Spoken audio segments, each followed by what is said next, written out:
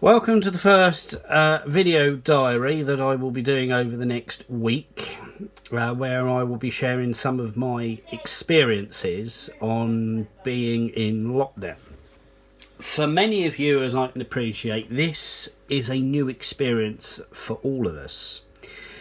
Considering that, we've lived for years in a society where we're so used to, even on a Sunday afternoon at this time, you'd be either going down the pub to have a roast dinner, you might be having dinner at your parents' house or your friend's house, you might be getting a takeaway in, or you may even go for a long walk or whatever.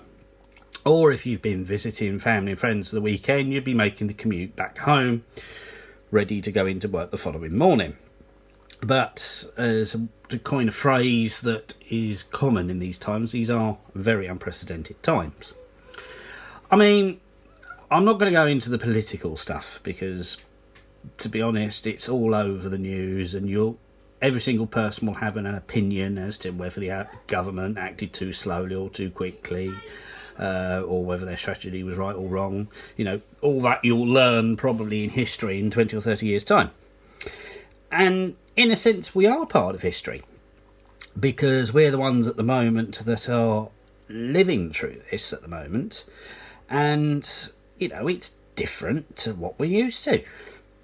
A number of us have had to work from home. Obviously, we're all protecting ourselves, we're all staying safe. We know the main goal is to try and protect, those heroic workers out on the front line. And it isn't not just the NHS doctors, it's all the supermarket, supermarket people who keep the stores full of food, the postie who goes out, delivers mail to everybody, even to the food delivery vans and the guys that go out and do takeaways, this, that and the other, So there are so many people. I mean, I could sit here and list it all, but it would neglect the point of the video. So, you can do your own research if you so wish.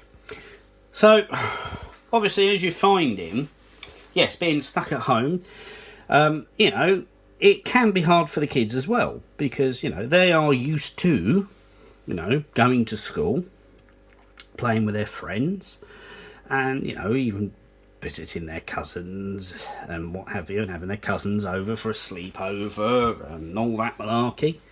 But it's having to, be restricted to staying at home, basically. And the hardest thing about it is trying to keep them occupied. Normally you'd have this normal dilemma anyway when you come to the 6-week summer holidays. You've got all these things saying, right, how are you going to keep the kids amused, this, that and the other. Now, normally, if you're doing the 6 weeks holidays or Easter holidays, we would normally have an option, as we've been for a year Merlin Pass holders. So you'd go to Chessington, you go to Thorpe Park, go to Legoland, that sort of thing, and that'll burn the energy off the kids for a day. Can't really do that with everything that's going on at the moment. So you just have to try and find ways of actually keeping them amused. And I say, one of the things that they've done over this particular last week is the Joe Wicks PE, which has been enough for them to at least burn some energy off in the morning.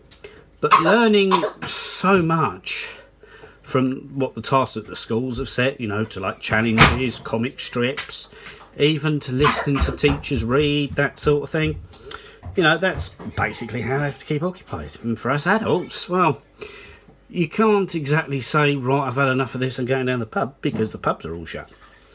You can't disappear around your parents' house because, they have to look after themselves. So you have to make the best of a situation. And what I'm hoping this video diary does is gives you guys some insight as to what it's like living in lockdown.